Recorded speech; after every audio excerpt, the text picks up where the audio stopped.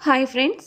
రోజు అయినా తినడానికి ఇష్టపడే కమ్మనైన సాంబార్ చేయడం కోసం గిన్నెలోకి కూరగాయ ముక్కల్ని తీసుకొని అందులో నీళ్లు, ఉప్పు, పసుపు వేసి ఉడికించాలి.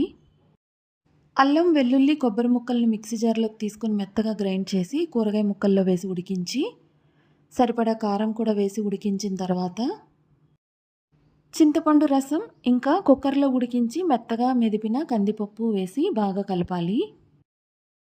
సరిపడా నీళ్లు పోసి 10 నిమిషాల పాటు మరిగించిన తర్వాత సాంబార్ పౌడర్, బెల్లం వేసి ఉప్పు సరిచూసుకొని చివరగా కొత్తిమీర వేసి ఇంకొక 5 నిమిషాల పాటు మరిగించుకోవాలి.